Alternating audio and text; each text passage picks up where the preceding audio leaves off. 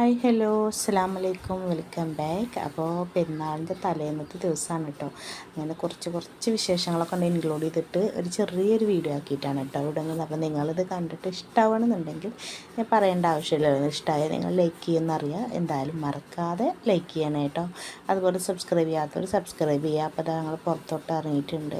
ഞങ്ങൾ കുറച്ച് ഡ്രസ്സ് എന്നല്ല, കുറച്ച് ആൾക്കാർക്ക് എടുത്തിട്ടുണ്ടെങ്കിൽ കുറച്ച് ആൾക്കാർക്ക് കിട്ടാനുണ്ട്. അങ്ങനെയാണ് കേട്ടോ.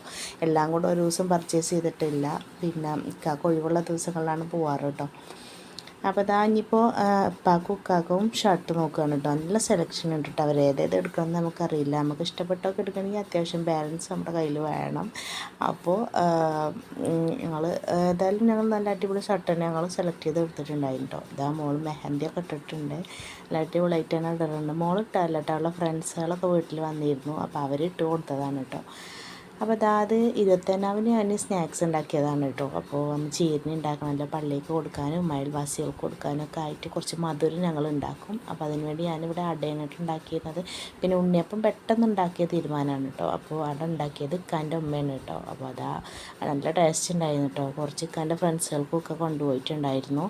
പിന്നെ ഉണ്ണിയപ്പത്തിന് ഞാൻ പെട്ടെന്ന് കൂട്ടിയതാണ് കേട്ടോ. അപ്പോൾ പെട്ടെന്ന് എൻ്റെ ഒരു ഐഡിയാസ് എന്ന് പറഞ്ഞാൽ ഞാൻ കുറച്ച് മൈദ, കാഭാഗം റവ, അതുപോലെ തന്നെ കുറച്ച് അരിപ്പൊടിയും കൂടെ ഇട്ട് കരിഞ്ജീരകം തേങ്ങയായിട്ടിട്ട് നന്നായിട്ടൊന്ന് മിക്സ് ചെയ്താട്ടോ. പിന്നെ മധുരത്തിന് ശർക്കര ഉണ്ട് കേട്ടോ. അപ്പോൾ ഇതിൻ്റെ പെട്ടെന്നുള്ളൊരു തട്ടിക്കൂട്ട് പരിപാടിയാണ്. അപ്പോൾ ഒരു 15 മിനിറ്റോളം റെസ്റ്റ് ചെയ്യാൻ വെച്ച ശേഷമാണ് കേട്ടോ ഞാൻ ഉണ്ണിയപ്പം ഉണ്ടാക്കുന്നത്. അപ്പോൾ നമ്മൾ ശരിയായ ഉണ്ണിയപ്പത്തിൻ്റെ കൂട്ട് പറഞ്ഞാൽ പച്ചരിയൊക്കെ വെള്ളത്തിലിട്ടുള്ളത്. പക്ഷേ ഈ ഒരു രീതിയിൽ ഉണ്ടാക്കാത്തവരൊന്നും ഉണ്ടാക്കി നോക്കുക, നിങ്ങൾക്ക് എന്തായാലും ഇഷ്ടമാവും കേട്ടോ. നല്ല സോഫ്റ്റും ഉണ്ട്, കഴിക്കാൻ നല്ല ടേസ്റ്റും ഉണ്ട് കേട്ടോ. ഒട്ടും വല്ലാണ്ട് എണ്ണയൊന്നും കുടിക്കുന്നില്ല. അപ്പോൾ നല്ല ഒരു അടിപൊളി റെസിപ്പി തന്നെയാണ് കേട്ടോ ഉണ്ണിയപ്പത്തിൻ്റെ ഈ ഒരു കൂട്ട്.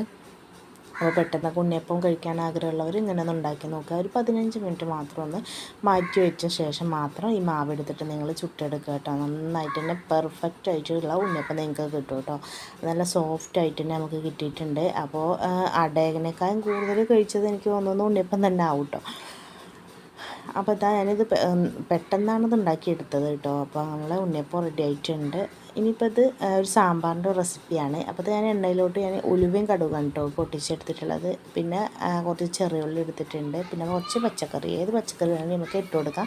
ഞാൻ ഇവിടെ 2-3 ഐറ്റം പച്ചക്കറിയാണ് ഇട്ട് എടുത്തിട്ടുള്ളത്. തോനെയൊന്നും പച്ചക്കറി ഒന്നും വേണമെന്നില്ല നമുക്ക് സാമ്പാർ ഉണ്ടാക്കുമ്പോൾ. അപ്പോൾ തക്കാളി, മുരിങ്ങയ്ക്ക, പിന്നെ ഞാൻ എടുത്തിട്ടുള്ളത് മത്തന്, കുമ്പളങ്ങ, പിന്നെ പച്ചമുളകും കൂടെയാണ് കേട്ടോ. അപ്പോൾ പിന്നെ കറിവേപ്പിലയും കൂടെ ഇട്ട് കൊടുത്ത് എല്ലാം കൂടെ നന്നായിട്ടൊന്ന് വേവിച്ചെടുക്കുക.